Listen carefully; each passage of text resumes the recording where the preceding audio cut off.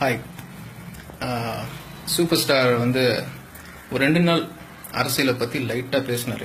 So நிறைய விமர்சனங்கள் நிறைய விஷயங்கள் போயிட்டு இருக்குன்னு வச்சுங்களேன். பட் யார் விமர்சிக்கிறாங்க அப்படிங்கிறது தான் ரொம்ப முக்கியமான விஷயம்.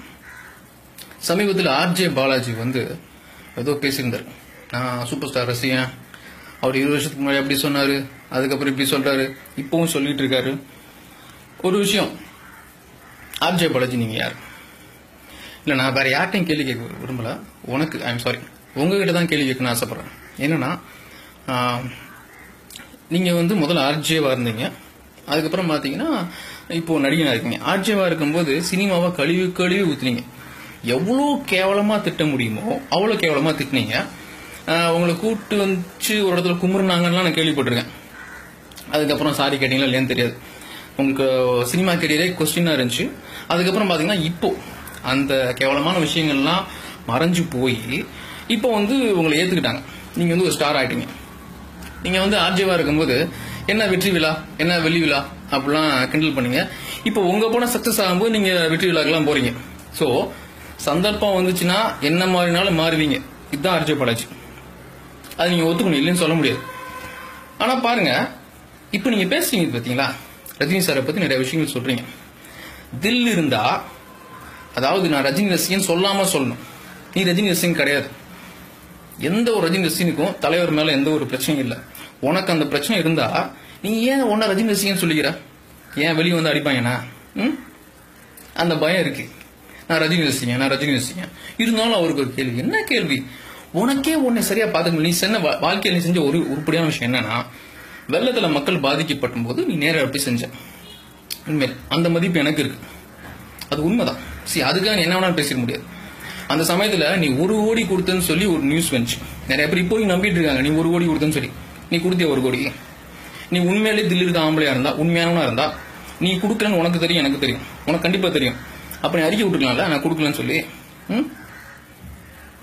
சரி விடு, இதெல்லாம் மேட்ரு, அதெல்லாம் வேணா விட்டுரு. ஆனா உனக்கு ஒரு தகுதி இருக்குல்ல. நீ இப்பதான் சினிமாவுக்குள்ள வந்திருக்க. சினிமாங்கிற கடல்ல அந்த முன்னாடி நிக்கிற மண் இருக்கு தெரியுமா, பீச் மண். அதுல நீ ஒரு சின்ன ஒரு மண்ணு துளி. நீ வந்து தலைவரை விமர்சிக்கிற. நிலைமை வேற என்ன? அவர் ஒரு சீனியர். அந்த ஒரு அறிவு இல்லை உனக்கு. யாரை விமர்சிக்கணும்னு சொல்லி. ரஜினியை வந்து கலைஞர் விமர்சிக்கிறாருப்பா, அப்புறம் சீமான் அண்ணன் விமர்சிக்கிறாரு. அவரே நாங்க வந்து இப்பெல்லாம் கேட்கறீங்க கேட்டுட்டு இருக்கோம். திருமாவளவன் விமர்சிக்கிறாரு. ஒரு தலைவர்கள் விமர்சிச்சா அவங்க ஏஜ் ஒரு லெவல் அது இருக்குல்ல. நீ யாரு? நீ உன் லெவலுக்கு உன்ன மாதிரி சினிமாக்குள்ள வந்த ஆளுல விமர்சிக்கலாம், செஞ்சுட்டு போ. நீ அவரை சொல்லக்கூடாது. அதுக்கு உனக்கு தகுதி வேணும். அந்த தகுதியை வளர்த்துக்கோ. ஒரு தடவை தமிழ்நாட்டுக்கு ஏதோ வந்து நின்னாங்கிறதுக்காக என்ன வேணாலும் பேசிக்கலாம்னு நினைச்சுன்னு அது நல்லா இருக்காது. இது வந்து நான் வந்து சும்மா மரியாதை பேசிட்டு இருக்கேன். எல்லாரும் அதே மாதிரி செய்வாங்கன்னு தெரியாது. ஸோ என்ன, இது ஒரு விஷயம் தான். தலைவர் வேற லெவல்மா. உன் தகுதிக்கு அவரை பத்தி பேசவே கூடாது. இன்னொரு விஷயம் என்னன்னா, நிறைய பேரை பத்தி பேசலாம். இந்த பாரதி ராஜா அவர் ஏதோ கருத்து சொல்லியிருக்காராம். அவரு கேவலமா அவருடைய வேணும்னா மட்டும் தலைவரை கூப்பிடுவாரு இந்த காலேஜ் திறந்து வைக்க. அந்த மாதிரி தான் எல்லாருமே அந்த மாதிரி தான் வச்சுங்க. அதே மாதிரி நான் என்ன சொல்ல வரேன்னா, ஒரு கொஞ்ச நாளைக்கு முன்னாடி வரைக்கும் பாத்தீங்கன்னா 96 தலைவரோட இது முடிஞ்சுப்பா, என்ன அவர் தான் அப்படிதான் ரிட்டையர் ஆயிட்டாரு அப்படின்னாரு. ஆக்கிய தொகுதியில வந்து தலைவர் வந்து என்ன சொன்னாருன்னா, என்னோட இது ஆதரவு யாருக்குமே இல்லைங்க, பயங்கரமா கிண்டல் மீம்ஸ் எல்லாம் பிறந்துச்சு. அவர்தான் முடிஞ்சு ரிட்டையர் ஆயிட்டாரு அப்படின்னு சொன்னாங்க. ஆனா பாத்தீங்கல்ல, 2 நாள், முதல் நாள் 17 நிமிஷம் பேசினாரு. அதுல 3 நிமிஷம் அரசியலை பத்தி பேசினாரு. அந்த 5ஆம் நாள் பாத்தீங்கன்னா 10 நிமிஷம் பேசினாரு. அதுல 2 நிமிஷம் அரசியலை பத்தி பேசினாரு.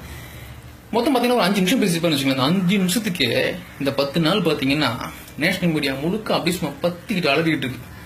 சோ பேசினதுக்கே இப்படின்னா, ஒருவேளை கட்சி ஆரம்பிச்சுட்டா அவ்வளவுதான், நீங்க செத்துருவீங்க போல இருக்கு, எல்லாம் ஓடி போயிட வேண்டியதான். அதாங்க இந்த பெரிய மனுஷனுக்கும் இந்த சின்ன பசங்களுக்கு வித்தியாசம் இருக்கு பாத்தீங்களா.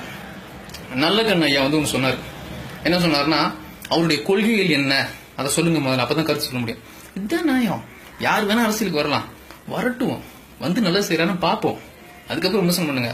வர்றதுக்கு முன்னாடியே பயந்தீங்கன்னா அதுதான் பயம்.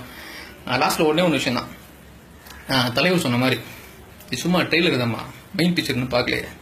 ட்ரெய்லருக்கே இவ்வளவு அதிருது, கட்சி ஆரம்பிச்சாருன்னு வச்சுங்க, நீங்க எல்லாம் செத்தீங்க. பாய். இது போன்ற செய்திகளை உடனுக்குடன் அறிய டாப் நியூஸ் சேனலை சப்ஸ்கிரைப் செய்யுங்கள். நன்றி, வணக்கம்.